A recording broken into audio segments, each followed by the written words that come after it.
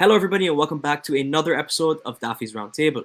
Today, I'm joined by the one and only Gerald from VIP Morphs, and we dive into the ball python community.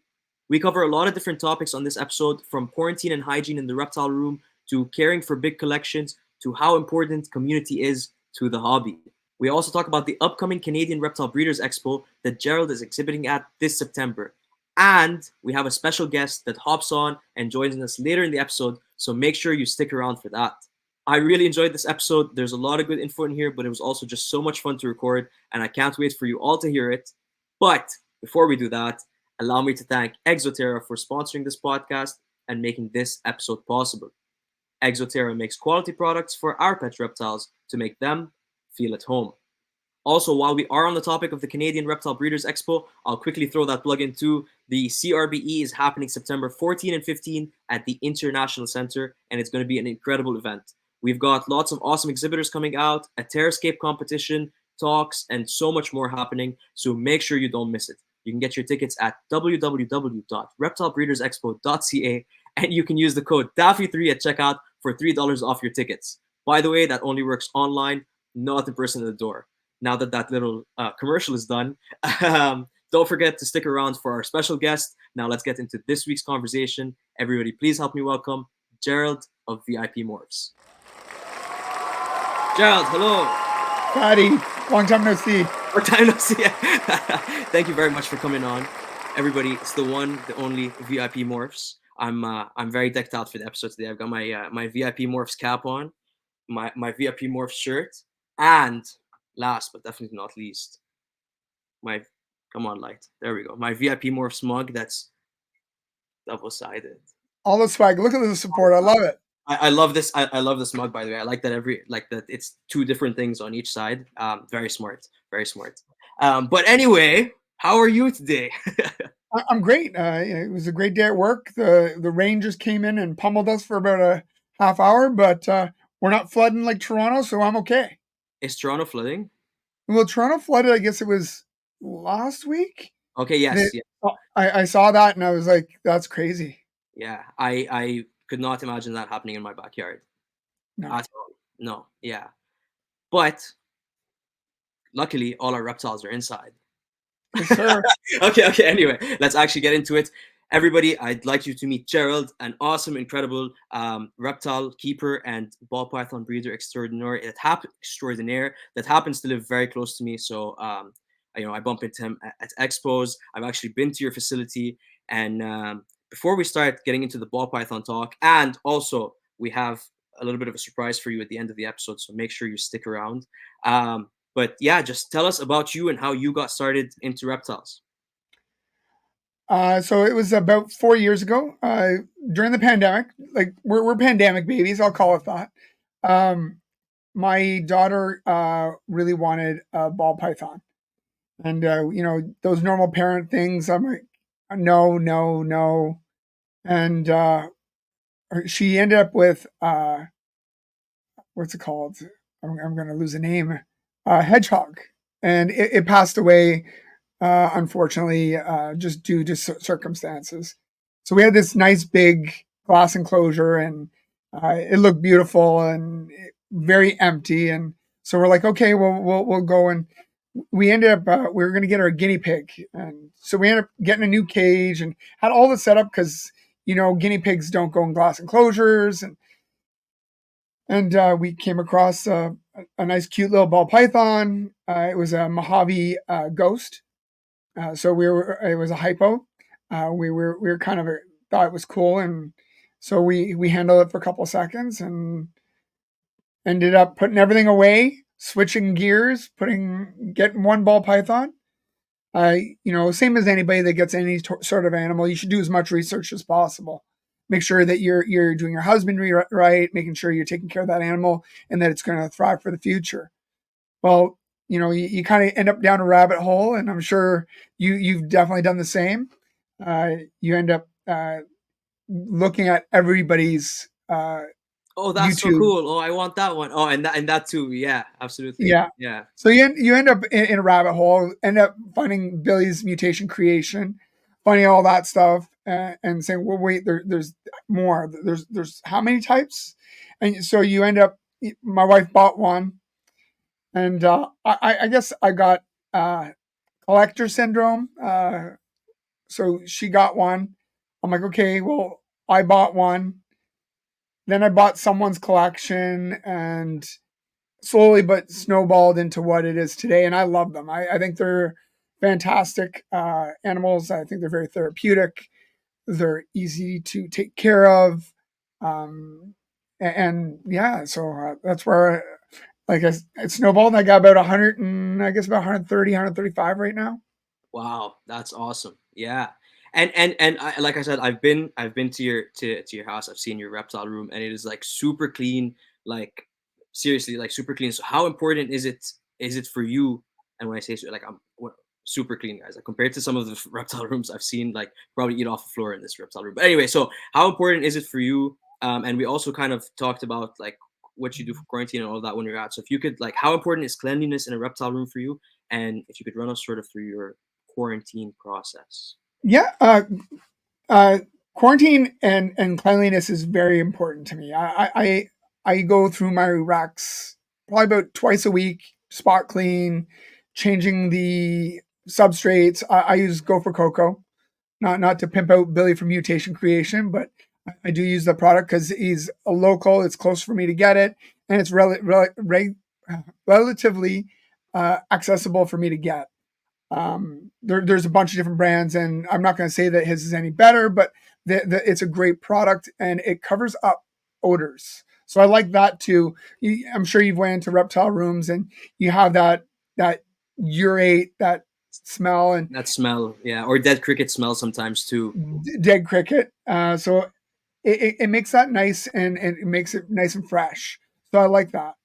Um, my quarantine is very regimented. We go to expos, and I actually have been telling a lot of new breeders, not new breeders, new enthusiasts who are getting into it.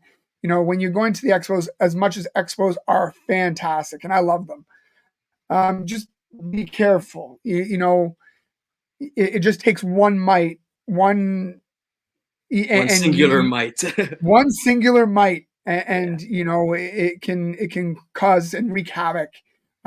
So any animals I bring home, I try to I do an ivermectin wash, which if you're new to this, look up Snake Discovery. They do a great job on do the full description of it. But essentially, it's an ivermectin liquid, which is a concentrate, and you mix it with water and just a couple of drops of soap, and you spray it on the animal. It will kill and get rid of any mites on the animal. It's basically an insecticide, but it's not strong. It's not going to harm the animal. It's not going to, especially when you're giving it topical that way. Like there's other ones that they use in the States that's more of a one for cleaning enclosures. This one you can spray directly on the animal. As long as it's, I'd say, above 300 grams, you can spray it directly on the animal. It's not going to hurt it, and it protects it. And because the big ones that we have to deal with as a ball python breeder is mites, of course, in all snakes, and nidovirus. Nidovirus, there's not a whole lot you can do. Nidovirus, that's where the quarantine comes in. If you're bringing a new animal into your home, I strongly suggest a month to 3 months hardcore quarantine where it's in a separate room, it's fed separately, it's fed a different animal. That animal never comes into your collection, and you make sure to keep it completely separate. Don't handle that animal and say, "Oh, well, let me go touch mine." It's a complete like separate. change your clothes even. Like, Oh yeah, yeah, yeah. the better you can do it. We just had on the lamest chat. We just had um, Patrick from Chimera, and he just talked about how he invited a friend into his facility, and they came in and didn't tell him they had a mite outbreak, and he ended up having mites get riddled into his collection earlier on in his career, and the havoc it reached and the animals he lost because of it, because of dealing with uh, the medications and everything else going forward. So it can be serious. And these animals depend on us. Yeah, absolutely. And so since you brought up Nido, how can you sort of explain what it is and how worried we need to be as snake keepers? I've personally never had to deal with it. Uh, the only thing I can suggest is be very careful. Do your due diligence when buying an animal. I do strongly suggest reputable breeders, reputable people. I'm not saying there's some really good backyard people that do this just for fun, and it just do your due diligence. And if you are concerned or worried, as much as it's very expensive, pay for the test. It's $150. I think it's through Fish Head Industries. It's a swab. You swab it, you send it off to them, and they give you results within a week. Wow, that's cool. If it gets in your collection, it can decimate your whole collection. Yeah. So depending on how much you have invested, and I'm sure people that have animals that are worth anywhere between $200 to $20,000. Yeah. It can wreak havoc very quick. Yeah. Do you I believe all the animals in the room you're sitting in at least are all snakes, right? Yeah, I have two geckos. Okay. So do you ever wear, like, for me it's kind of the reverse. Most of them are lizards, and then I have a few snakes in the room. Do you ever worry about like mites going from the snake? I mean, you obviously you quarantine, you don't have that issue, but like, would you be worried about mites contaminating a lizard enclosure and or vice versa? So they're specifically called snake mites. I don't know. I've never. So my wife as well, Gecko Diva. Yes. Uh, she, we've never had to really deal with that. They have their own specific issues if they're which are very different than what we have to deal with. So we've never had that. She doesn't have to spray her animals with ivermectin, but again, my animals do not go over there, and Yeah, it's separate rooms. yeah. Yeah. Yeah, that's cool. That's very cool that you have a sort of two separate reptile rooms, and each of you have your own stuff. I love that. No, Um, it's great. It works for us. I'm not saying it's yeah, for everybody. I think if I like the idea. I like the idea. So you also mentioned earlier that you have 100 something snakes. How do you sort of have to set up a schedule for feeding where you're feeding them, or is it, do you do all the snake feedings in one day, or do you separate them? What does your routine look like? I separate them. So usually, so my babies and juveniles, I feed them once a week. I usually feed them. It used to be Fridays. Now I feed on Wednesdays. I'm going to be feeding actually after I get off this. Okay, nice. Um, they because I get my shipments in every Wednesday. It's usually Wednesday morning. I actually just got it before I got on with you. Nice. Did Uh, you they, throw everything in the freezer and well, yeah, and so I have my lives, which I'll feed off tonight. okay? Just I don't like keeping live, Hmm. so I usually feed them off, and then it's done. It's mostly just the babies and the one or two that decide to be a little bit Picky. of a pain. Yeah. Um, but yeah, I mostly frozen thawed. So I received that today, and my freezer is now stocked up and full. Nice. And then the adults, I'll feed them on Sunday nights. So I thaw them all out over during the day, and I will sometimes split it up into two if I think I'm going to have issues. Like sometimes around breeding season, some of the animals decide to go off food for a bit. Mhm. So I'll space it out. I'll do a feeding, and then I'll do the rest on Monday. I see. Okay, and so off to jump off that, when one of the most common things you hear about ball pythons, And now that I have a couple of them in my basement, I'm actually having this problem with one of them. Is, oh, my ball python won't eat. What Yeah. what do you think that is? Is there a reason? Should we be worried? What's the solution? All of those, like, yeah. The normal questions. Yeah, So ball pythons are more of finicky eaters. They're not like boas. Most boas, at all. they just love food. Yeah. Um, Although I got one Dumeril's boa, it's a little different. And Okay. she only likes live. She does not like frozen thawed, so she won't eat. But That's interesting. um, as far as the ball pythons, mine are mostly relatively good, with the exception of around breeding season.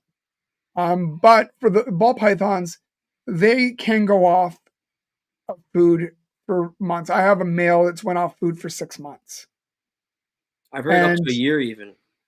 absolutely, it's not unheard of. Yeah. And as long as they're of a healthy weight, I wouldn't panic and or worry.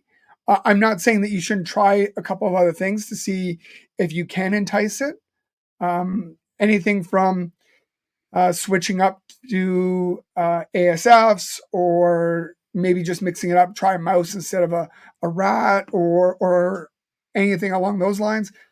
I'm really finicky how I feed, so I thaw them all out in the sink over during the day, and then what I'll do is I sous vide them at night. So I know everybody Sorry, what was that? You what? Sorry.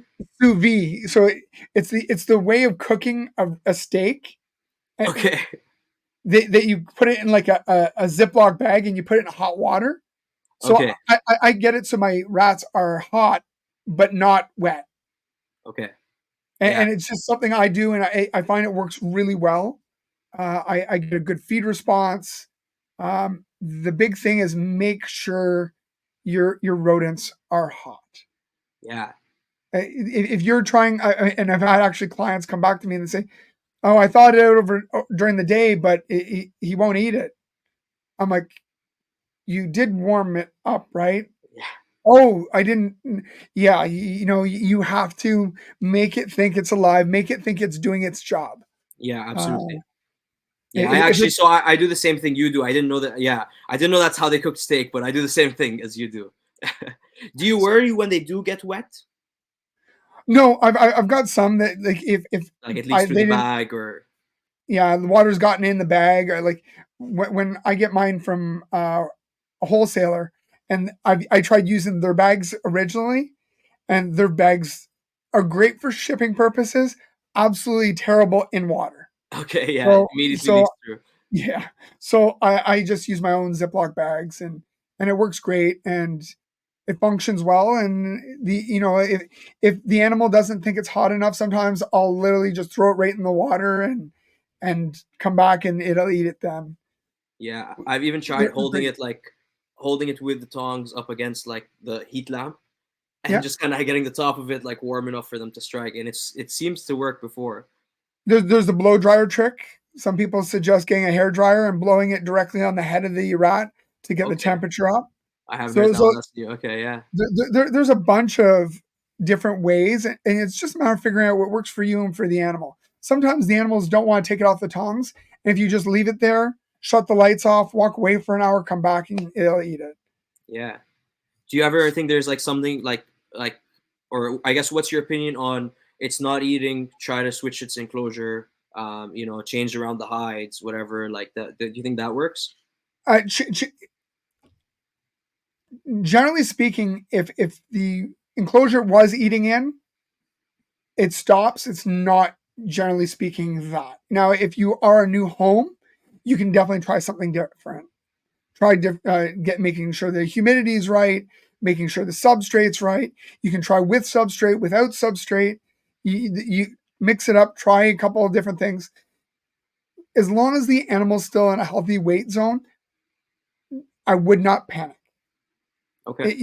Generally speaking, when an animal goes to a new home, it's already been eating, it's already got some weight. Like I sold one of my breeders to a friend, and she's like, "It's not eating." I'm like, he's 1,800 grams. I would not worry about it. Yeah. I'm like, just make sure he's got, an enclosure, that he's able to hide because they are a very reclusive animal. They don't like to necessarily be out in the open. I'm not saying there's not some that love, there's always those exceptions to the rule. To kind of stretch out, like, yeah, kind of be on display rather than hidden. Yeah. I'm sure you went and seen different displays at different people's places and seen the animal, and you're like, wow, that's out and about, and you got others, and there's an animal in there, and it's all, Yes. everybody's different. Yes, absolutely, absolutely. Okay, so you mentioned earlier as well. I'm gonna throw it back to the term you used. You're a pandemic baby. Yeah.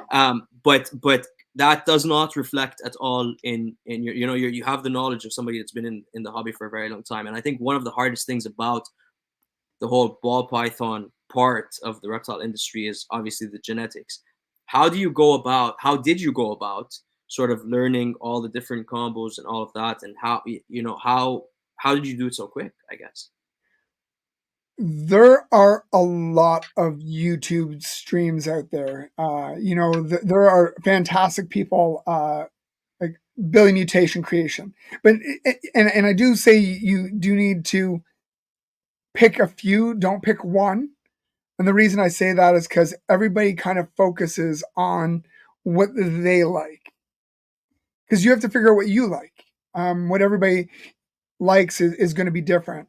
But like there's amazing people like Billy from Mutation Creation, Levaithan, which is sorry, Stephen and Courtney. They're another different breeder with different views, different perspectives. There's Shane Kelly, Small Town Exotics, different views, different perspectives. There are so many out there than Brian Barchuk, before he passed, and his family's still taking on that legacy. Um, there's just so many out there. Dave Kaufman, he doesn't do, now he more or less does all the animals, but he has a small bald python collection which he actually bred. You get out there, you start listening to what they have to say, hearing about the animals that they have, what they're doing. A lot of these wonderful breeders have Patreons that they'll help guide you so you don't make the mistakes that absolutely every breeder makes.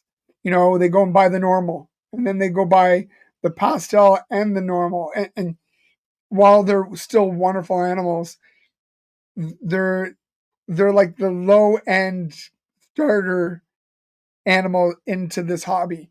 There's just so much more out there.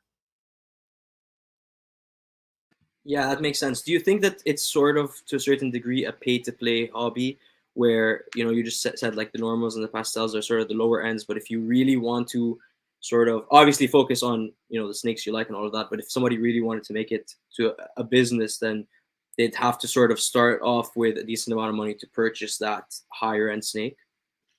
If you are looking to make this a revenue stream, and where you're going to actually try to make uh, passive money, whether it's to feed the animals or whatever, you do want to invest in something a little higher end. I'm not saying you have to necessarily go to a $20,000 snake, but you should start somewhere higher than a pastel or normal or a single gene Mojave. You want to start ramping up your game and get something higher so that you can create higher end animals.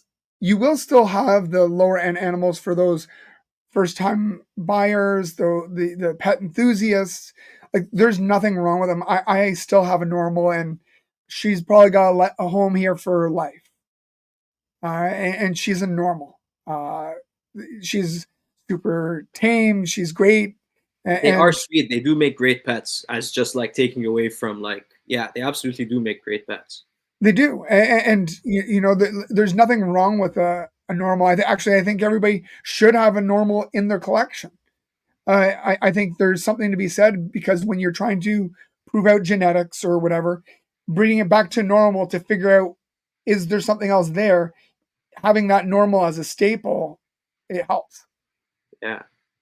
And is there normal? Is there actually a normal, or is, like, how do I sort of say it? Is normal a morph, or is it just happen to look that way? Like if you were to take that and breed it to something else, could the normal technically have hets and just things that that aren't showing that it does have? And then do you know kind of get what I'm saying? 100%. There could be stuff there.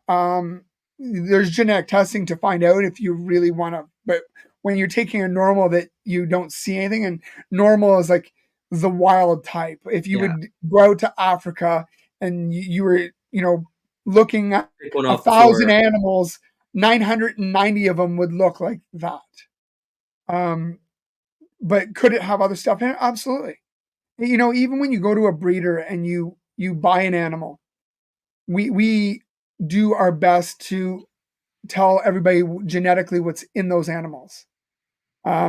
Is it possible something slips through the crack? Yeah, there are absolutely. Like even in my collection, I have ones that we call them possibles. Now, so I will tell somebody, hey, it's possibly got this gene in it, but you'd have to either test it or prove it out one way or the other. Now with genetic testing, if you're buying it for that, I would definitely get it genetic tested instead of waiting 3 years. But that being said, other breeders, when there's possibles, they might not tell you about it. So you might buy an animal and say, oh, it's a pastel Mojave. Well, it may have been a possible het pied, but if you happen to breed it to a pied, you could end up with pieds. Right, that makes sense. And okay, so what are some of the morphs that you like working with, and some of the morphs that maybe we'll throw in a hint here that you are possibly bringing to the CRBE? I really like Wookiee. I don't know if it's the Star Wars in it or what, but it's a dark morph. I really enjoy it. I enjoy what it can produce. I really like Puzzle, so I've heavily invested in that, which will be coming more out with next year. Cool. Some of the grow outs and stuff like that. So some of them are just not quite to the weight yet, and I don't want to try doing things before they're really mature and ready. The other one we are invested in is the maple gene, and people get confused when you throw it out. They're like the ultramel gene or the monarch. It's right now we've tested it, and so far it's looking like it's its own entity. It was created by, and I say created, it was founded by Corey Woods, another Canadian. Another Canadian, yeah, nice. And it was the unknown gene, and then when he ended up proving it out, he ended up asking people for names, and they gave it the maple. And if you end up looking at the color, it's very mapley in color. It looks like maple syrup. Yeah, and the name Maple represents Canada, which is awesome. Right? Yeah, and so okay, so while we're on the topic of CRBE, our special guest has just entered the chat box, so maybe Awesome. I'll pop him in, and we can kind of get into the CRBE a little bit. Sounds great. You don't like Steven, hello. What's going on, friends? You guys having all the fun? We are having all the fun. Ball python talk. Oh. Yeah, I apologize, Courtney. The kids are still up, so yeah, that's okay. I think we are missing out on the fun. Actually, it looks like. Yeah, it is. So awesome, Steven. Very nice to meet you. First of all, before we get into CRBA talk, tell us a little bit about Levaithan snakes. Yeah. So I'm one half of Levaithan snakes. So Courtney, who you just saw go in there with Ellie and whatnot, she's the one who actually started Levaithan snakes. So awesome. With that, it was 2019, 2020-ish time frame. We started breeding in 2020. But so she's had turtles for years and years and years, like way back before college and everything. So she's always had them as like pets, and right around like the 2019, 2020 time frame, she wanted to get a ball python as a pet. And she ended up getting him. He is a banana calico hidden gene Wilma male that we still have because he's amazing. And I've never been a super big animal person. So because of this, it's not that I disliked animals, but I was just kind of like, oh yeah, cool. It's a neat pet. And that's about the extent that I thought about it. But once we got him, he was such an amazing pet. Like I genuinely believe, not because like we breed ball pythons and stuff. I genuinely believe that they are the best pet for just about everybody because they're super docile. They're super pretty. Honestly, they're pretty cute. Like, I know a lot of people don't think of snakes as being cute, but we're preaching to the choir here. And they're super low maintenance compared to something like a dog or a cat or a fish or even a turtle. And I'm not saying there's anything wrong with any of these other pets, but compared to a ball python, super, super low maintenance. And again, And no allergies. yeah, no allergies too. No allergies too. We've said that a couple different times, and some people will take, I don't want to say offense to it, but they will argue against it, saying that ball pythons aren't good beginner like reptiles. I completely disagree with that. And the reason why is that they say like it's essentially like it's not do nothing to the animal. Like you have to have some stuff dialed in, like temperature, like humidity, which is true, but it's not hard. We know that it's not hard. As soon as you figure it out, everything else is super easy, especially compared to a dog or like a cat. And if you want to go on vacation, Yeah. the snake is the perfect animal. You can disappear for a week, Mm-hmm. and I think get away with it. You know, and what other animal can you do that to your dog? Tell me how that goes. Exactly. And when it's minus 40 outside and rainstorms, you don't have to take your snake for a walk. Nope. You don't have to take your dog for a walk. You don't have to take your snake for a walk. So 100%. They are. We have this conversation on the podcast frequently of like not using the term beginner pet because anything can really be a good beginner pet if you do your research. But I think that they do still make one of the most perfect pets and like you said, not just in reptiles, in all animals. Yeah, my thoughts, and I know this isn't quite the question because the question is like, how did we get started and all that stuff. No, that's perfect. Yeah, I mean, it's flowing, it's natural. I feel like that a good beginner reptile, in my mind, is a reptile that somebody who has no experience with reptiles can get, and they probably are going to be able to take care of that animal, and it's not going to be so fragile that it's going to cause major harm while they're figuring it out. Because it is different. It is different than a cat or dog, which most people have experience with. So a bad beginner like reptile is one that is so finicky on its husbandry that if it is just off a little bit, it's going to harm the animal. That's not a good beginner animal, in my opinion.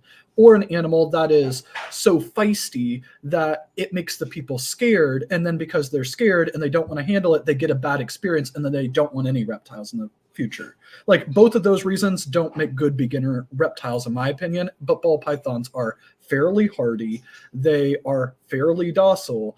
Again, the only thing that people can get against, like knock against them a little bit, is that they can be finicky to feed frozen thawed, and that's what most pet owners do.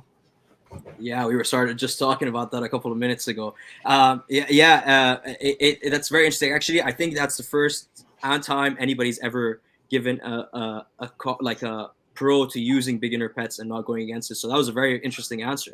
But yeah, so Gerald, you kind of build the connection here. How did you guys sort of meet? And I assume it was ball python connected, but ball python connected for sure. Actually, we met through 15 Minutes of Lame through Snakes and the Fat Man, Chris Eaton.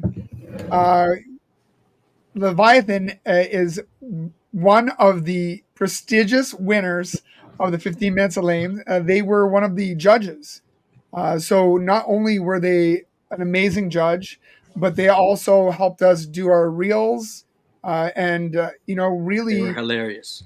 They made the competition, which it is, and anybody who ends up getting into the reptiles, if you can get into the competition, it's a lot of fun, a lot of work, but a lot of fun. And if you want a good eye into it, there is a documentary that Levaithan, Stephen, and Courtney did. It's a good, I guess it's about an hour and a half movie, but it really digs in deep and talks about what 15 Minutes of Lame is and how it got started and what it's all about. And it's really 15 Minutes of Lame, as much as you're poking fun at your friends and everything, it's community. It really is. It's building up. It's unity. It's working with friends, different demographics. It's a lot of fun, and I was able to make a lot of friends while doing the competition, and Stevie and Courtney are part of that. Yeah, it's super fun. Like, again, I don't know how much you watch like Chris's show and everything, but it's a blast. It is super funny. It is a lot of work, especially when you're campaigning. Like, it is a lot, but it's kind of like any organization, any group that you've been a part of. Like, whether, like, I was in the military for 12 years, and once you meet somebody who also was a veteran, you have that commonality, and I feel like you have that with the 15 minutes of lame. Anybody who is a contestant in any year, once they find out that you also were in 15 minutes of lame, or you also are in 15 minutes of lame, it's like, oh, okay, you're one of us. Yeah. And again, it's that commonality. It's community, as Gerald was just saying. Yeah, that's awesome. As someone like on the outside looking in, like I didn't really know what it was, but watching the campaigns come out and seeing it, that's when I started to kind of click in. And then I watched a couple of episodes, and I was just, dude, I was on the floor, like dying. Everything that you guys put out was hilarious. And you guys did a great reel for me. Yeah. If you can cut and stitch it in, I will. Yeah.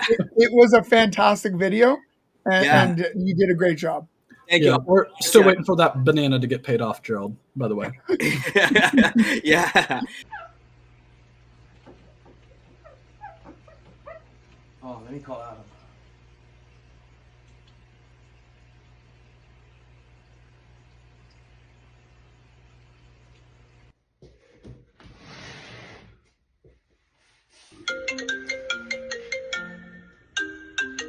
Foddy. What's up, Foddy? Yo, Adam, how you doing? Did you catch the game last night? I did catch the game. I can't believe Tom Brady's taking all those slap shots. Unbelievable. 0 home runs the entire game. I just can't even believe I lost so much money. Unbelievable. Me too, man. 0 home runs. Can't believe it. You know what? I just had enough of this whole netball thing. I'm gonna give up on betting on rugby, I think. No more rugby games for me. Exactly. So we're going to stop betting on rugby, and we're going to start betting on, we got people in the reptile world. What do you think? Wait, are you talking about this Crabtree guy with the 15 minutes of lame? 15 minutes of lame. Okay, all right. So that's this snakes in the fat man guy, and he's running this whole contest. We have to vote on your lamest contestant. I'll tell you what, this Crabtree guy, he's lame. I love this guy. My money is all on this Crabtree guy. I agree. I'll put all my money on him as well. This Crabtree guy, VIP Morphs, or whatever they call him, he's going to win this. And I think we only have until Sunday to put our votes in. Only until Sunday. Okay, so where do I go to place my... I'm putting all my money. I'm betting the entire house. Where do I go? All right, so go to Gerald Crabtree's Instagram profile, VIP Morphs. Go to the link in his profile and vote now. VIP Morphs, go to the link in his profile and vote now for 15 minutes of lame before Sunday. All right, my money's all in.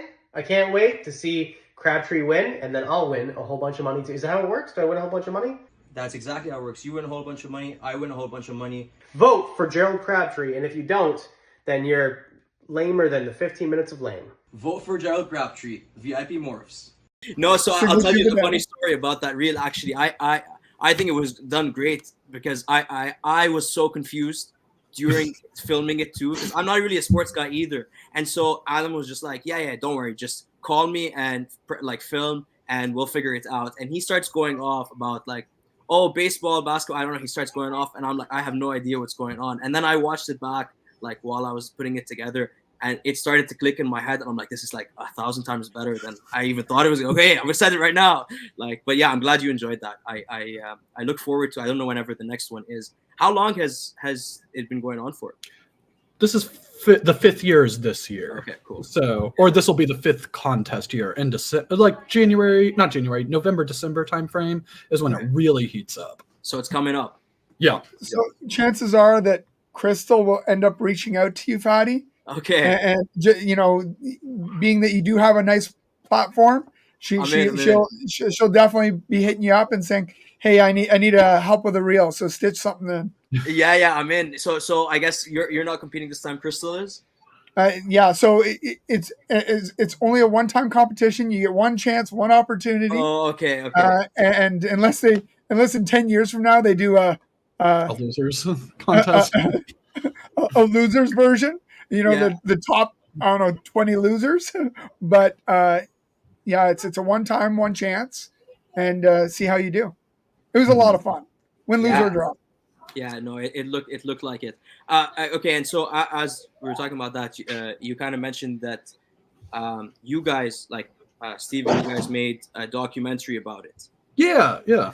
And to my understanding, you're sort of working on an upcoming documentary. Okay, cool. So could you run us through what the plan is, what's happening, Yeah. all of that? Yeah. Yeah, I'm super excited. So that very first documentary that we did, it's on our YouTube channel. It's and just in case anybody wants to check it out, it's 15 minutes, a ball python documentary. And I think the actual title of it is like 15MINS, but it's just 15 minutes is what it is. But beyond that, so the documentary is something that I've kind of wanted to do for a while. My like undergrad and my master's is in like English and creative writing and everything. I really love storytelling. And as I got more and more into the YouTube space, I really, really like videography. So like obviously the reptiles are like the number one hobby that we have, but right behind it is videography for me. So I wanted to have a avenue, an outlet where we could create like more of a narrative type film, narrative type project versus our regular topic based YouTube videos. And with this, we realized that the 15 minutes of lame contest, because Courtney and I were in the contest 2022, I think it was, that was a perfect opportunity for it because it had a built-in story. It was whether or not we actually started filming it before we won the contest. So we didn't know that we were going to win before we started working on it. And the idea was like, it is us trying to work towards this goal, and we can show all of the different aspects that we did to try to achieve this goal. And we can go into like the backstory. We can highlight Chris and his contributions to the reptile hobby. We can bring in Shane Kelly from Small Town Exotics because he was the very first winner. We could bring in Antoine Hood because he was the second year's winner. We brought in Justin because he sponsors the contest. And all of these different things together was like, okay, this is going to be a really, really cool thing. And then when we won the contest, we actually filmed. We had the cameras all set up, ready to go, in order to like get our reaction to finding out what happened, because what's in the documentary is actually, that's when we found out what is recorded. And it was super, super exciting, super, super cool. And then we ended up flying out to New York, went down to Justin's, all of these different things, got all the pieces ready to go, put it together and released it. And the community was incredibly supportive of it. And because of that, I'm like, okay, I want to do more. I want to do another one like this. But one of the things we realized was that was an hour and a half. It's a feature-length documentary. And it was the very first project like that we've done. We've done lots of YouTube videos, but that was the first one like that. So we wanted to scale it back a little bit. So not doing an hour and a half, we wanted to do more like 30-ish minute time frame ones, more of like episodes that are narrative documentaries rather than a full feature-length video. And with that, there was a couple different people that we started like reaching out to because we started to, the idea of this like episodes was we wanted to cover some of the people who are actually doing reptiles full time and talk about what all goes into that. And from there, it kind of grew. And now it's like a combination of people doing it full time, the creation of some of these brand new shows that are amazing, like the All-American Reptile and Plant Expo. There's lots of different cool things that are going on. And what's happening for the CRBE, I know I talk a lot, I'm sorry. Connecting it all back is No, not at all. Please keep going. This is super interesting. Okay, awesome. But yeah, so tying it all back to the CRBE is that myself and Shane Kelly are going to be doing a road trip up to Canada because we're both in like the American Southeast-ish. And from there, we are going to be going up to Will's first, and we're going to be filming with Will and them for like, I don't know, a day or so. We're going to get content. We'll end up doing an episode on Will. Then we're going to go down to Billy's, and we're going to film with Billy. Same thing. We're going to get content from there. And then we're actually going to go to the show, and we're going to get content while we're there. And then all of this together, they're going to create episodes within this mini series that one of them will be focused on Will, one of them will be focused on Billy, and there's lots of other people who are involved too. We've done filming already with Bob Vu, with Corey DeLong. We're going to Brock Wagner's in November. Going to be filming with Chimera, RGI. There's lots of different people we've talked to. So I apologize if I didn't. That's not everybody. So yeah, that's awesome. And so the big goal kind of is to highlight the different. Is it specific? It's ball pythons only, right? Not necessarily. One of the people we want to do an episode with, we've talked to, is Will and Audra from Flawless Crested Geckos. But it's just we're in the ball python hobby, and that's who we know. But we know Will and Audra, and they're amazing people, and they do incredible things, both with ball pythons and with the crested geckos. Awesome. And you're doing this entire thing as a road trip, right? Like, are you? Yep. I mean, technically, we flew to Denver for that one, but we are driving. We have a Redline. Redline Shipping is sponsoring the trip, and they're sponsoring the documentary series. So we have a red. It's like a new red Mustang convertible, and we have like Redline decal on the side that we're going to be driving up for the CRBE. So if you guys see it, like, definitely take a picture with the car and post it on social media. Talk about your own Redline road trip. That's awesome. Yeah, and I guess Redline is what you use for your shipping down there. Oh yeah, 100%. And we've used. I don't want to talk bad about any other shipping companies, but we have used other ones. Robin and his team, hands down. And I'm not saying this. Technically we are sponsored by them, but I'm not saying this because I would have said this anyway. They have the best customer service. Like, we had a package that got delayed because there were storms. We were shipping to Illinois. This was like a week or two ago. And Redline themselves, the rep from Redline, as Courtney reached out to them being like, hey, we saw this package was delayed, the rep was like, I'm already talking to the person that you're sending it to. We're coordinating it with them for you. You don't even need to worry about it. Like, it was really, really cool. And they refunded the shipping because it got delayed. It's all taken care of, and the refund. Yeah. That's awesome. Yeah, no, Redline's awesome. The fact that they offer shipping, that they have such amazing customer support, not just for you, but for your customers too. If you shipped enough snakes where you could really make it feasible to get your own account with FedEx in order to ship snakes, you still don't get access to the insurance. And if something goes wrong, you need to be the one who's on the phone. And maybe you're busy, you don't have time. With Redline, you can rely on them to take care of it. And it's really, really good. Robin and what he has built is absolutely incredible. Yeah, that's awesome. And so in terms of the CRB, is there something at the show that you're super excited for? Is there any breeders? Obviously, Mutation Creation will be there, but are there any other breeders you're excited to see stuff from? Yeah, 100%. I'm really excited. So I really, really like Antoine from DPR. Amazing dude, and we'll finally get to meet him in person. So I'm really excited about that. We potentially are going to shoot some videos together. We had done a kind of like Zoom call video that was really, really interesting topic, but we want to do one in person. So I'm really, really excited to see Antoine in person. Yeah, and Antoine's a great guy. Yep. Same with Gerald, because I haven't actually met Gerald in person, just on like Zoom calls. Oh yeah, okay. Yeah, StreamYard, stuff like that. So, yeah.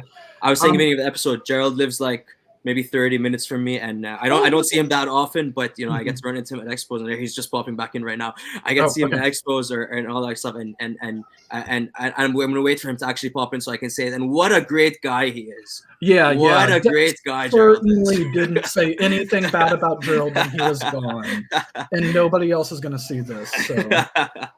No, that's awesome. But yeah, sorry. So you were saying, go ahead.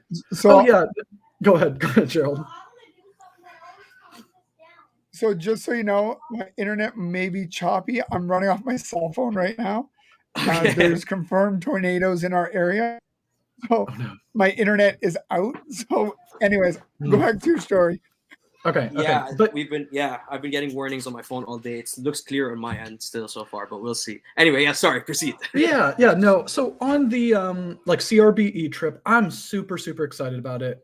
Again, as Gerald was saying, the 15 Minutes of Lame community is how we met Shane, and that's how we became connected with Shane. And honestly, Shane has become one of our best friends in the entire reptile hobby. And I'm super, super excited to be able to go on the road trip with him and come up there, and then we're going to be able to film content all along the way. And it's just, I've never been part of a hobby that is this positive and this welcoming and this like interconnected. Like I've been as part of other hobbies. Like I really like Dungeons and Dragons. I really like Magic the Gathering. There's different things like that, but they're not nearly as positive as the reptile hobby, at least the experience that we've had in it. Yeah, no, that's awesome. And this trip sounds like a dream trip, honestly. Like, you know, how long is it going to take you for sort of from start to finish? I think I'm leaving here. Let me go look at the calendar really quick. I gotta scroll. So I think I'm gonna leave here. Probably either very late the September 9th or like very early on September 10th. And then I'm going to drive to, because I'm in South Carolina. So I'm going to drive to Tennessee, which is about 6-ish hours away. And then I'm going to pick up Shane. And then we're planning on getting to Will's very late Tuesday night on the 10th, or getting to the hotel very late Tuesday night on the 10th. So then we will be filming with Will on the 11th. And then Thursday, the 12th, we're going to head down to Billy's and we're going to film with Billy on the 12th. And then Friday, we're just going to be hanging out as they're doing everything at Billy's place.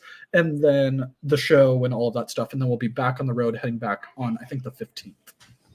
So are you going to be there for both days of the show then? Definite for sure Saturday. If we're there on Sunday, we'll probably only be there in the morning. And then we're going to get back on the road. Because I think it's like a 12-hour drive for us or something like that. So awesome. So where's your last stop then? Yeah. So then we're heading back, and then we got work and stuff the next week. So actually, going off of this, so the Redline road trip, it's not just the CRBE, though that's where it really started from. We've kind of shifted it a little bit. The idea of the Redline road trip at this point now, it's not just the documentary, it's not just the Canada trip. We want to use this kind of like what Robin and them did at the Tinley, where they did the Redline project, where it was all the patches and stuff. But what this does is you don't have to go out and get a patch made. You don't have to worry about buying anything.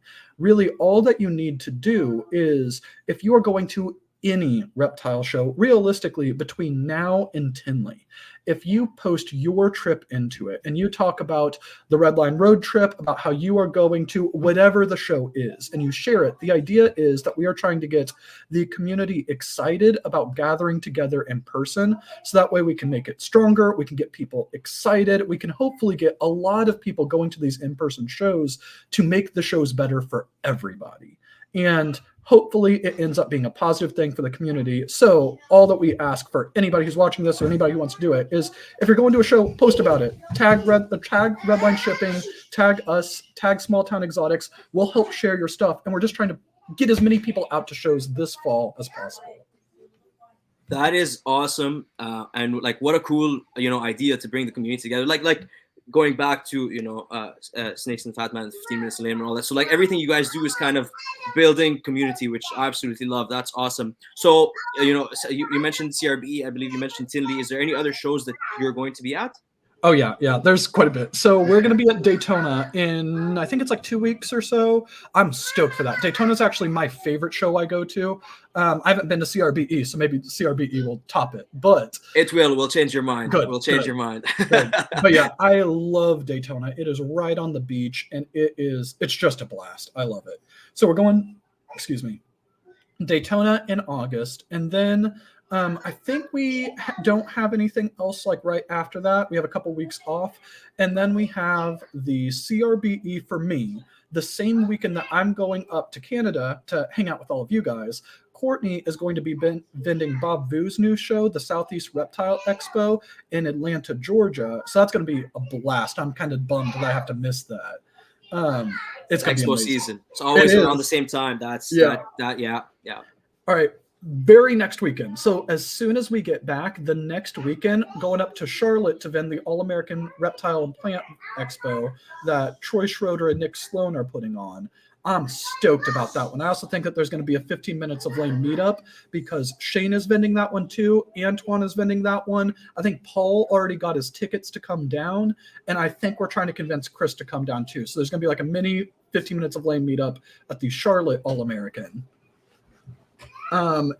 After that one, I think we have a couple weeks off, and then we're vending Charlotte again, but that's the Repticon. and then I think we have Tinley, and I don't know from there. But yeah, and then we have a bunch of travel this fall, like going to Brock's. He's in Nebraska, so. I am jealous. G, are you going down for any of these other shows? Are you going to meet them anywhere? You coming to Charlotte? I think we're not going this year. We have full intent to go next year. We are banking on going. Like obviously we can't vend, but I think that going and not vending might be better than going and vending, because you don't have to do the work. Yeah, you just get to have fun. Sorry, my internet's crap. I'm gonna try. Oh God, it's all good. Yeah, I agree. I agree that if you can hear us, I agree. Vending a show is like, I mean, it's great, it's awesome, but it's also you're on your table all the time. You don't get to go around, see everything else, mingle with the people, the community aspect of it, kind of. Yeah.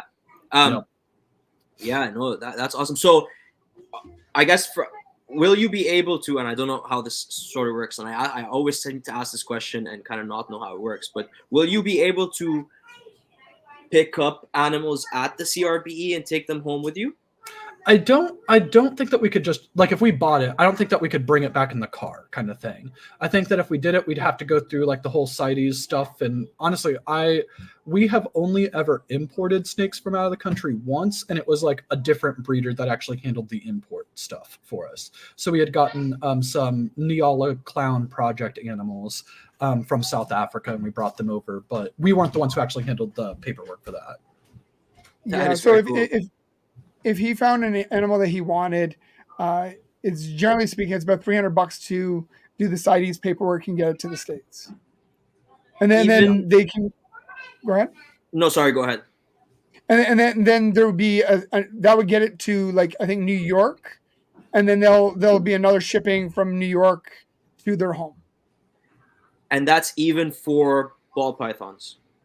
That is specifically for ball pythons. Now, specifically for it would actually be a little bit cheaper if it's a non-CITES animal, but that's what the regular going rate is about for a ball python. Okay. Which I know, like, some people might feel like, oh, that's like a lot of money, but like $300 for shipping all that stuff. Like, realistically, like we are stupid and we buy very expensive animals, so it's like, it is what it is. Like, it's small in comparison to some of the animals that you've purchased. Yeah. But the $300 you mean is small, like. Yeah. In comparison to some of the animals, like Courtney and Steven have animals that they're producing this year that are worth $7,000. Yeah. So $300 when you're talking about an animal $7,000 is really not bad. Yeah. The most expensive animal that we've purchased, like, we paid, because I know people always talk about, like, oh, what's list price versus, we paid $10,000 for it. So it's like, I assume it was a ball python. Yeah. Okay. Yeah. So we have other reptiles too, but ball pythons all that we breed. Like, we have Tribolonotus gracilis. Courtney has a Brazilian rainbow boa. We used to have boa constrictor imperators, but honestly, they scared me. And they're like, all right, people make fun of me on this. I am 100% justified on this. Nobody wants to get bit. All right, let me throw this out there right now. True. Nobody wants to get bit. That's true. Yeah.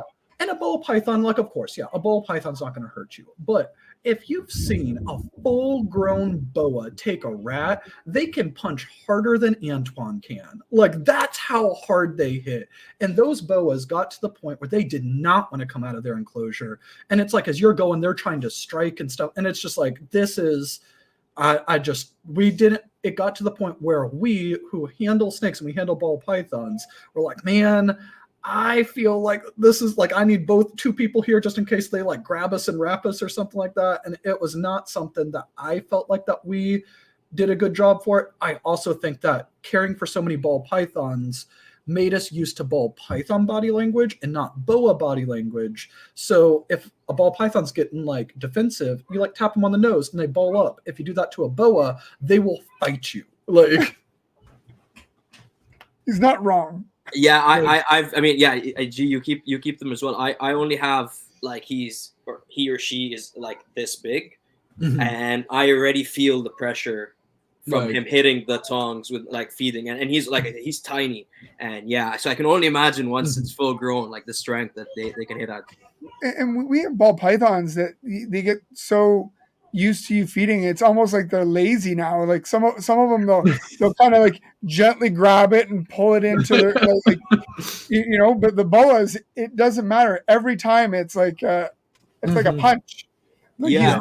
and they wrap it, and they don't care. Like I'll feed the leftovers to the boas, anything, and I mean anything. Like I'll feed them little weanlings, and my big girl's almost 30 pounds, but I'll feed her a weanling, She'll take it. and she hits it like a Mack truck, but her whole head, like she can swallow the thing whole. She doesn't. There's no.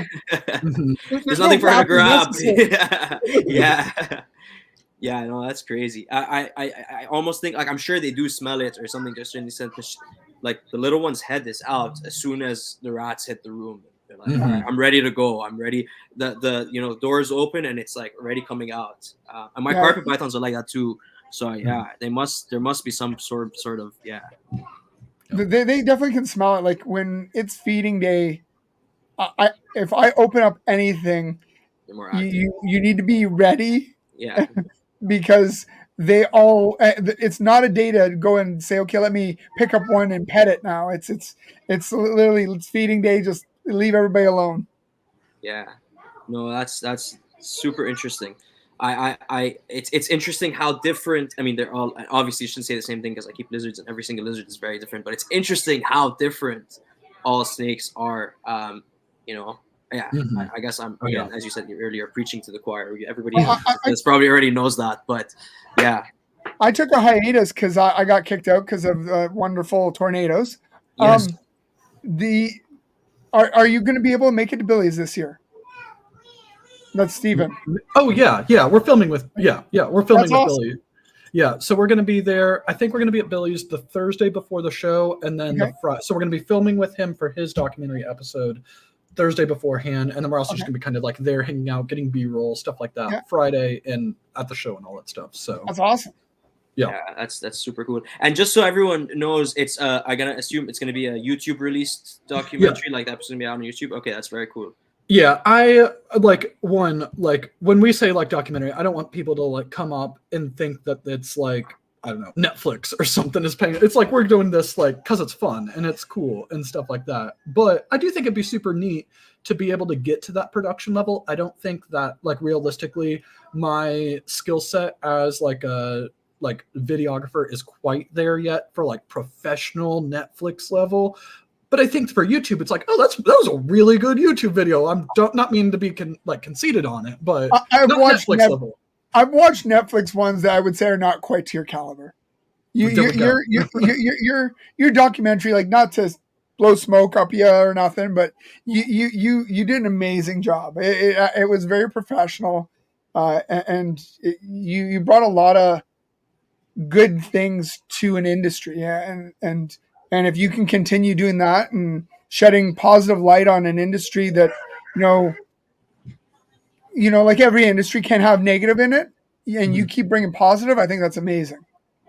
Hell yeah. I'm excited about it. I found it really fun. And I'm not there are Ellie's over there just talking. She wants to be part of the podcast. She does. But there are a lot of really, really amazing content creators in the reptile space. And like we see it all the time. There's so many great people in it. And there are a couple of people who I feel like have attempted to do like more cinematic, like film type stuff for it. But I just there hasn't been like one specific thing that's really come out where it's like, this is it. Like, this is the thing that's bringing in new people into the hobby since, honestly, probably like Steve Irwin. Like he was the person, his like show on the Discovery Channel and stuff. That's what brought me in. Yeah. Like, and I'm not saying that there's not people there's obviously other stuff like that, but that if there was like some crazy dream, and it would never be us because our interests in it are breeding, and that doesn't really appeal to the vast public. But I think that there's a huge space for that in the hobby, and if there can be, again, nobody's going to replace Steve Irwin, but if there can be the next generation's version of Steve Irwin that isn't only focused on YouTube and isn't only focused on the people who are already in the hobby, but is actually hitting out the public, I think that can do amazing things for the hobby. Yeah, I absolutely agree. I also think that there could be a possibility where it's not that one person that's doing it, because like I said, I don't think that, like you said, I don't think there'd be anyone that actually ever replaces Steve Irwin, but I do think that potentially the replacement is 10 to 15 people that are trying to reach that outside the reptile hobby. Because you're right, most of the content creators, I'd say probably like 90 to 95 of the content creators in the reptile hobby are creating content for reptile keepers. Like nobody doesn't keep reptiles is going to have any interest in this podcast whatsoever. Yeah. So it's a niche market. It's a niche market. We're reaching out to 2% of the population. Minimum. Yeah. I mean maximum. Sorry. Yeah. Like probably less. Yeah. It's crazy. And so so is that the big is that sort of like one of the bigger goals for the road trip and the episodes and all of that, is kind of bringing people into, I guess, the ball python space? I would love to do something like that. I don't think that the content of it, I love the content. Like we've already done videos with, like I said, with Bob, with Corey, with Nick Sloan. Like we've already recorded stuff. And in fact, I'll actually get into a little something. We'll talk about when this is going to release, and then I'll figure out if I'm going to say it on this or not. So I would love that. I don't think that this mini series is what's going to appeal to the general public, because it really is focused on, like, for example, like we've been working very heavily on Corey's episode, and it really is like, what did it take to go full time? And what was your challenges? How did you handle that? And that is interesting to some people, but it's more interesting to somebody like Gerald or myself, who maybe one day wants to take reptiles full time. And you can hear how Corey did it. And then it's both inspiring and also educational. But if you are just random public member who might be a little interested in reptiles, the content of it has reptiles in it, but it's really focused on the business side, and it's really focused on Corey's personal journey to go full time. So again, there's maybe a little bit of overlap, but I don't think that this mini series is going to appeal to the general public. I would love to do one that does appeal to the general public. I don't fully know what that is yet. I don't know what the story is that could be a situation where it is like, this doesn't exist like right now, but if there was a situation where it was possible to be like, this specific reptile species is so rare that if we do not find them and we are not able to collect them, they are going to go extinct in X amount of years. And there is a documentary of a group of people who are going out on an expedition to find those animals, and you're able to show that journey. I think that could be really interesting to the general public, and it puts breeding in a positive light. And it shows how it is critical to maintaining some of these incredibly rare species that if we don't intervene, they are going to go extinct due to various different human expansion. A National Geographic episode.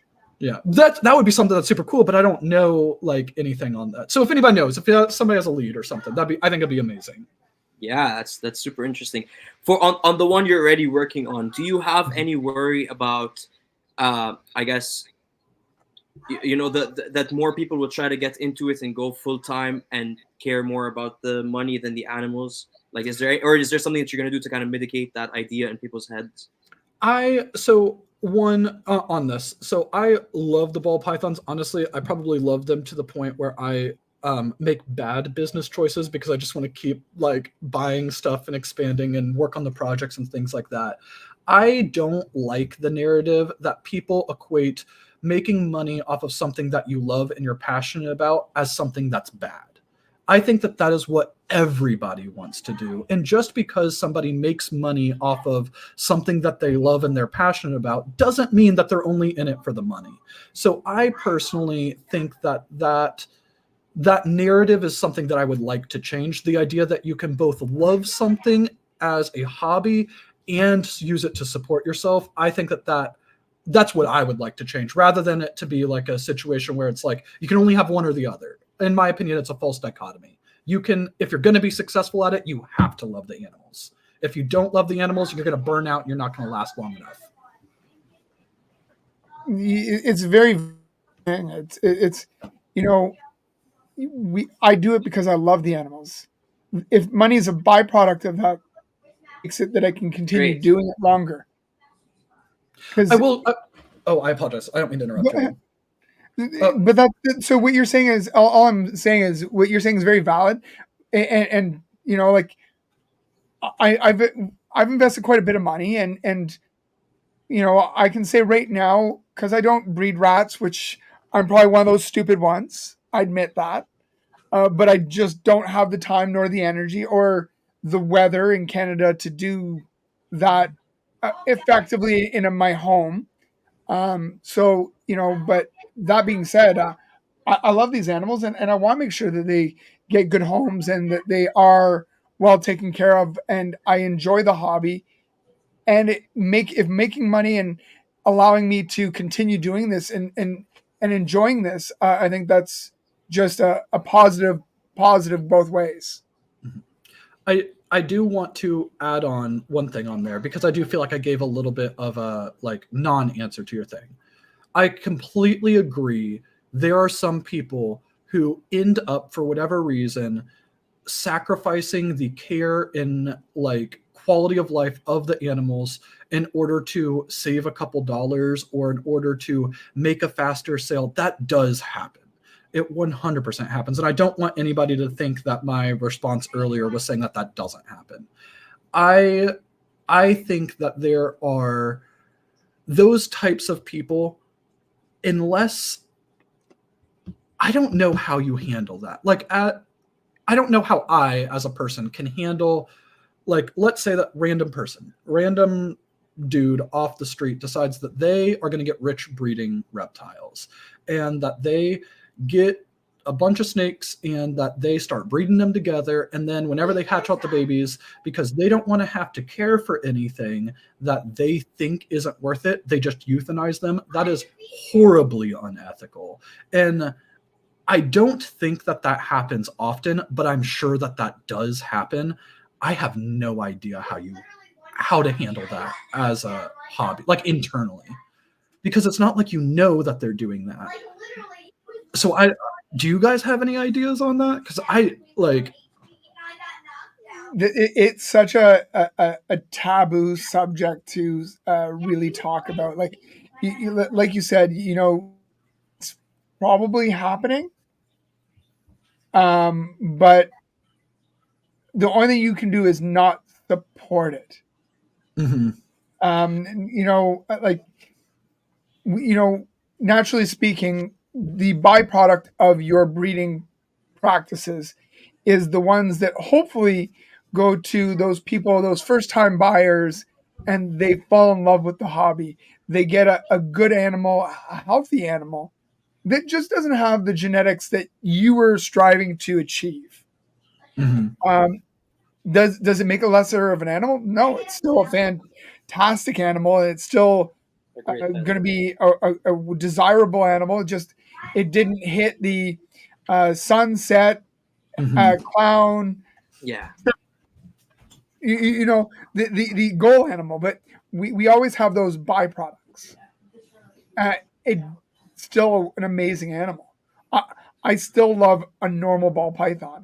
We were talking about this earlier. I think everybody in their collection should have one normal ball python, and because I find it is a good way to be able to prove out things in your if you have an odd gene that you can't test for, it's a good way to prove it out, to separate it and do the scientific process and say, is there something there or not? Because with shed testing, as much as it's advanced the whole way we do our businesses and the way we are able to not have to play the guessing game for 3 to 5 years, having those animals is a great way to figure things out. I think everybody needs to have one white snake. And everybody says, well, why do you think everybody needs to have one white snake? I said, one, you need a white snake just to say that you own one. Yeah, Number true. two, I think it's great on the off chance, and we did talk about what we do for making sure that mites don't end up in your collection or whatever. But I think having a white snake or something with high white coloring is a wonderful way to, as a preventative measure. Mhm. And I know it sounds a bit of a joke, but you hear of, and we did have on the lamest chat, we did have Patrick McKnight, and he talked about having someone accidentally bringing mites into his facility. And this is again, it was a long time ago. I think it was like something like 10 years ago.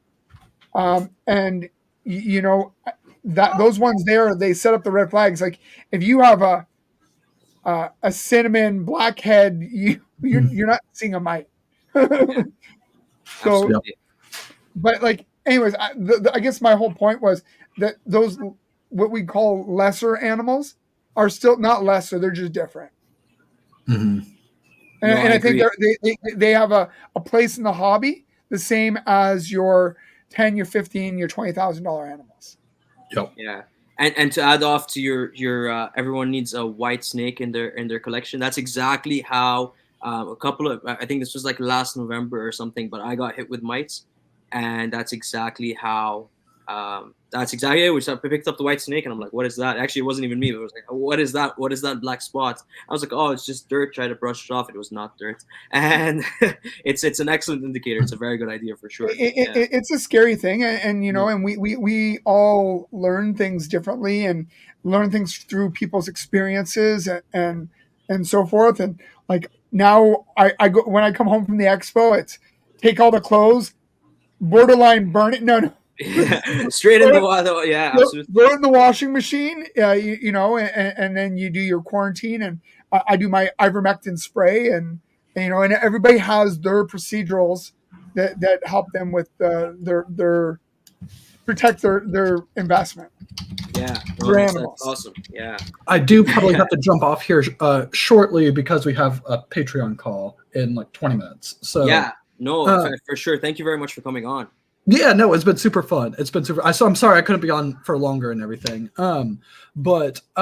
So last thing on that like subject that we were talking about. So I know Chris has talked about in like previous things of like ball pythons specifically getting to the point of production where that they could be sold at feeders. And obviously, if we have snakes or if we have reptiles, we're probably using other animals as feeders, whether we are euthanizing them ourselves or they're being euthanized for us. But if you're feeding snakes, rodents, some animal is being euthanized to be a feeder for your animal. Yes. Do you think that there is a difference between a ball python being used as a feeder versus a rodent? And do you think that there's a difference between somebody euthanizing byproduct animals for feeders for other reptiles like king snakes, like stuff like that? That's a great question. Like if you're having things, if you have instance, and that hot thing will eat ball pythons and boas, and uh, I'm if I hunt. Mhm. So that being said, I think if things are done humanely, done well, and you're not just hucking it into a freezer, I think stuff. And if it's done with a purpose, uh, it's okay. I don't think that just because it doesn't suit your narrative. So that's where that comes. If you're just doing it because, well, this one doesn't fit my bill, um, I think that might be it. And again, if you're finding a way to source it and make sure that that animal goes to be used for a purpose, um, then I can see that there's a reason to do so. I just don't want people to say, okay, well, this one doesn't work, so I'm going to. I don't want it to be the be all end all. Is that a fair way to say Yeah, it? yeah. If, Yeah, if, if something's done with purpose, then something's being done just because, well, this is an inconvenience to me, Mhm. and I think you need to find a different way to make it have a purpose. Like I said, I hunt. So I hunt a deer because of the animal. I don't use the hide, so I find a person to use the hide. I try to utilize the as best as I can to make sure that animal never got wasted, if that makes any sort of sense to you. Yeah. Absolutely. And it's the same with right now in Florida, because of all the problems they're having with the Burmese. They're finding now ways to purpose the whole animal, not just to get rid of an animal, but they're using the leather for leather. They're using the meat for meat, and they're finding ways to purpose it. And I think that's a good way to handle a situation that's not ideal. Yeah, I think I agree with you. It's always an interesting topic Hot to topic. bring. Yeah, exactly. Hot topic, controversial topic. But I think I agree with you. I think, especially as you mentioned, if there's specific species that eat those animals, everything has got to eat, right? So, but I think the intent, as you were saying, um, the intent has to be that these animals were maybe bred specifically for feeding, or I need animals to feed this animal, not, as you're saying, like this is a byproduct of breeding. You can gotta get fed, like, throw it over your shoulder kind of thing. Or it's for a certain, if you're going to euthanize the animal anyway, then yes. But if it's something that can be a great pet or can have another use, as I believe, like I think that's what you were kind of saying, Gerald, then yeah, you do that, right? Mhm. I think, like, I know a lot of people like are breeding tinier geckos now for feeding some lizards, and I think that's probably a pretty good idea. Like, odds are they're not just eating insects and worms and stuff like that in the wild. So and then again, that kind of flips the question: is, are tiny lizards more like rodents, or is it also where people also consider it like ball pythons, right? Like, where's the line of what is acceptable to feed and not to feed? It's about being as humane as you can with all these animals. They are animals. So as long as I think things are done well and with, it's fine. Just Stephen said a very valid point There's about a breeding. thunderstorm. Yeah, Stephen said a very valid point about breeding. If I'm doing this because I just want to save $1, and that's the only reason I'm doing it, and I'm not changing my substrates, or I'm not feeding as often, and you're doing it just because you're wanting to save $1, you're doing it for the wrong purposes, and you do it the wrong way. If you're feeding, or if you're taking your byproduct, but you have king snakes, and you find a means to do it in a humane way, then I don't think there's um and we all have animals that there's failure to thrive. If you can find a reason to repurpose these things, that's wonderful. It means an animal did not die in vain, I guess, is the way I'm trying to word it. Yeah, yeah. But I apologize. I do have to drop, but it has been an awesome time. Thank you guys so much. Thank you very much for coming on. Thank you, I'm Stephen. sure this will not be the last you guys see of Stephen, and stay tuned for the episodes and to see him at the CRBE. So That's yeah, right. we're very much looking forward to seeing you there. And yeah, go jump off, do your call. But once again, thank you very much for coming on, man. Thank you very much. All right, sounds good. Catch you guys later. Yeah, G, thank you for making that connection. That is awesome. What a cool guy. I had never even spoken to Stephen, by the way, everyone listening, before. Like, we spoke today on Instagram, I think maybe for the first or second time. But what a cool guy. I'm definitely going to be, actually, if you could link me the documentary that was already done, I'll put that in the show notes, and then I'll go watch it after this episode. But very cool. But yeah, but since we're back on the CRBE topic, and that, first of all, that Redline road trip sounds awesome. I'd love to do the same thing, but not necessarily for maybe ball python breeders, which kind of just different facilities all over the place, and do a ride. That would be so cool. And you have a plethora that you have access to, and friends that are in a whole bunch. So you don't have to do one specific animal. We just happen to be ball python breeders. No, for sure. Yeah. That's it. So yeah, so about the CRB, which again, super exciting that they're coming, but you're also vending, as we were saying earlier. Is there I anything am. you're super excited for? Yeah, tell us a little bit about your booth and what you're excited about.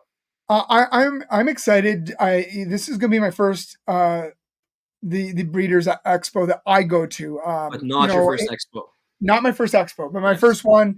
That it's the big Breeder Expo that I'm going to have a ton of beautiful animals, because it takes years to get to that point where you have enough to feel like you can show up and be there with, people like Billy from Mutation Creation.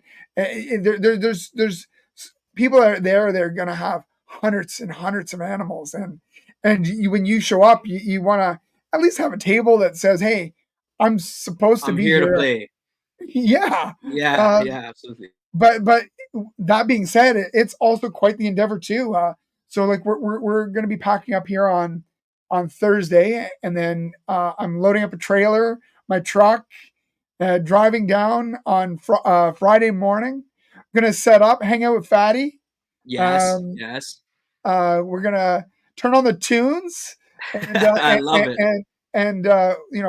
we'll probably do some Instagram lives while we're driving down, just to be entertaining and keep out of boredom. But yeah, it's an endeavor. Like with now that we're going, we actually don't have just one booth; we have two. So we're gonna have the Gecko Diva booth as well as the VIP Morphs booth, and so that's two setups. That's a whole bunch of stuff, two different types of animals. Yeah, and just for everyone to have like a general idea, that's about a 5-hour drive. Like like I said, you're close to me, and the event is in Mississauga, so it's like Yeah. about a 5-hour drive. How do you take everything? How do you? It's a multiple day show. How do you take the snakes? How do you keep the snake? Can you give us sort of your expo rundown? Yeah, so the day before, I kind of get everything labeled and set up, and prepare, and then depending on on the way it works. So like we've done some where I've left the day of and go down, and so the night before I put everything into their enclosures and everything gets set up. Even the CRBEs now actually changed a bit, so we had to buy all new displays, make sure that we have that all set up. So we're gonna get everything prepared, packaged up either probably the morning of, and then so that they are not in there as long as possible. We will go down. We'll set up We'll load up the trailer, load up the truck, drive down to Toronto, Mississauga, set up our booths, get everything all set up, head down to the hotel room, bring all the animals into the hotel room. Bring them back the next morning. Bring them back the next morning. Yeah. Put them all in their displays. Show them all off for the day. At the end of the expo, package them all up. Bring them all back to the hotel room. Do it all again the next morning, and then that night take them all home. And of course, like you said, you get home and you can't just go to bed. So then you unpackage, sterilize, clean up, and do the process. Yeah. Okay. So I have multiple questions off that, but you said sterilize. Do you kind of re-quarantine after you come home from an expo? Is that something you have to worry about? We don't. So the great thing about the way you guys run your events, we're not really supposed to be handing out a lot of animals. Yes. And there's a really, really good and valid reason for that. It's more for the animal than it is because we don't want people to enjoy these animals. The animals, you want to make sure that they don't get sick. So I have in the past had one animal, and it's not that I don't care about the animal. I make people sterilize their hands and everything else, but it's nerve-wracking too, because that animal does have to go into quarantine by itself. Yeah, you meant kind of like you have one specific animal that you will hunt for people to hold, not so that they're not just holding any snake on the. Yeah, because if you bring and if you bring 50 animals, 100 animals, depending on who you are and what you have, that's a lot of animals to have to quarantine, separate, segregate. And do you have the room in your quarantine room for that many animals? For sure. So at the CRBA, I'm going to be honest and say we probably will not be letting anybody touch any of our animals unless it's purchased. Yeah. There's just too many animals. It's going to be high volume, a lot of people. A lot of people. The CRBE is going to be where you should be that weekend. They're going to have a lot of very knowledgeable animal pet enthusiasts. It's going to be awesome, and I don't want to take away from that and have an animal out there where people are on the smaller expos. It's maybe a little more manageable, but on that level, I'm just going to, if a person purchases, that is their choice. I am going to highly suggest that they don't. Yeah. They don't let anybody else touch their animal. And again, it's not so much that I don't want them to enjoy it. I don't want anybody else to accidentally get their animal sick. Yeah. That would be devastating for an individual who buys an animal to get home and have an animal that's not doing well because of decisions that they made. Yeah, absolutely, and also to give the expo some credits as well. There is Dr. Alec Brown on deck, and he's obviously he can only do so much at an expo setting, but he does do an incredible job. Like that animal can't be on the table or whatever. And to give the exhibitors credit, I've been working with the expo for over a year now, and no exhibitor has ever really given too much of a problem, or no problem at all. At least. To my knowledge, and so there is safety measures already put in place, but definitely having people not handle the animals is probably the biggest and most important one. And he's so knowledgeable and so wonderful to deal with, but he goes around all day long checking enclosures, animals, anything he would see that he doesn't like, or that maybe clean this one up. He's on the ball, and he does a really great job. But like you also said, it's hard to see absolutely everything in an event that's so big and so busy, and so it's going to be amazing. I'm looking forward to it. Yeah, and then, yeah. The reptile community is more like an extended family. Hanging out with all you guys, it really is a great time as well. And we do have people coming down from the States. I'm looking forward to it. A lot of great stuff going on. Yeah, it's going to be a really, really, really awesome weekend. And we'll definitely be talking about it a lot leading up to those weeks. But is there anything special that you're excited about? And also, let me ask you this. Actually, you already gave us you went through that process of like how hard it is just getting your stuff from Ottawa to Toronto and vending and back and forth. So why do you feel the expo is so important and so worth it, and like you're excited to do it, you're excited for all that, the process? I find, and you can actually, I think, attest, I love the animals. I'm very passionate about them. I love introducing this odd and different pet as a pet, and getting people to think outside the norm of, I need a cat, I need a dog. Yes. We all live such busy lifestyles.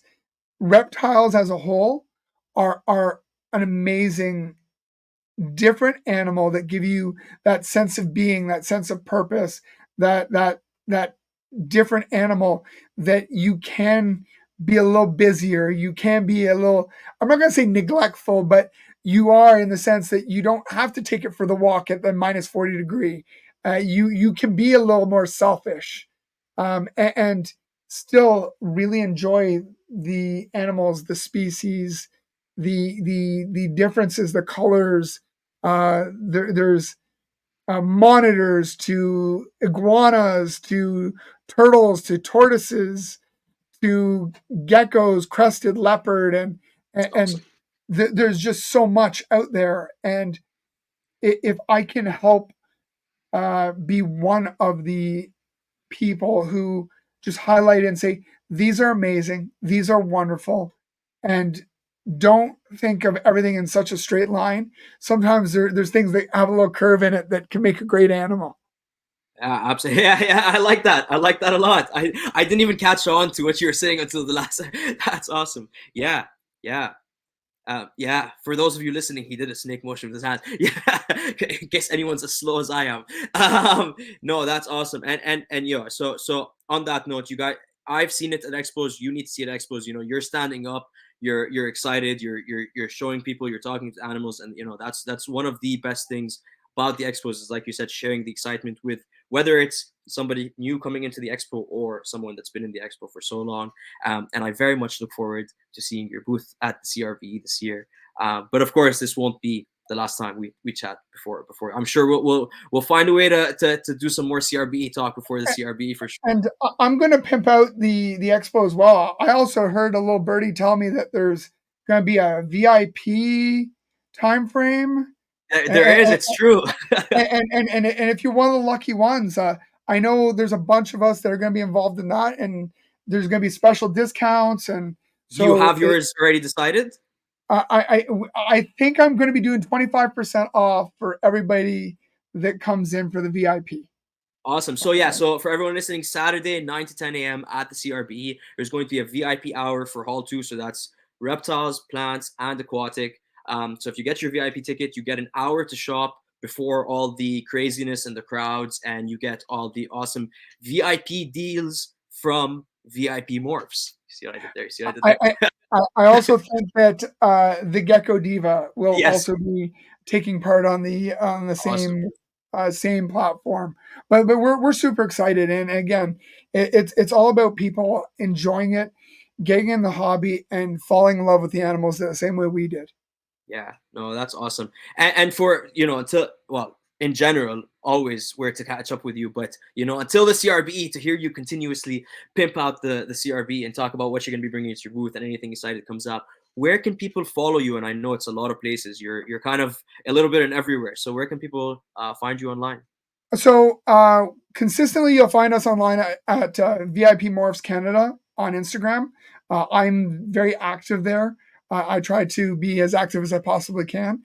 We also have VIPmorphs.com if you want to hit us up on by email, or actually by the website. The email is info@VIPmorphs.com. And if you want to also reach out to us, we also have Facebook. I'm not quite as active there, but I do get notifications. So you can reach us. And choose to ignore them. I'm just not as good at being on Facebook as I used to be. I'm the same thing. I don't know why Facebook is so much harder than than necessary. I feel like they need to fix something. Like just DMs on Instagram are so convenient and so efficient, and then you go to Facebook, and I kind of just get lost of where the message is and how. Yeah, it's interesting. But anyway, that's not what's important. What about if you want to throw a plug for Snakes and the Fat Man and all the podcasts absolutely. and stuff that you're on? Yeah. So we made a group called the Lamest Chat. We're kind of more of a funny, outgoing Sunday evening kind of group. We joined Snakes and the Fat Man, Chris Eaton. He now has Fat Man Nation.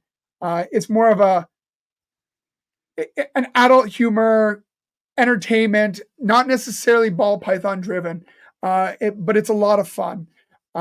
We start at 7:00 p.m. Eastern Standard Time on Sundays. It is on Fat Man Nation. Our show is called The Lamest Chat. Right now we're doing it with a lot of 15-minute of lame new contestants and the old ones to see where are they now.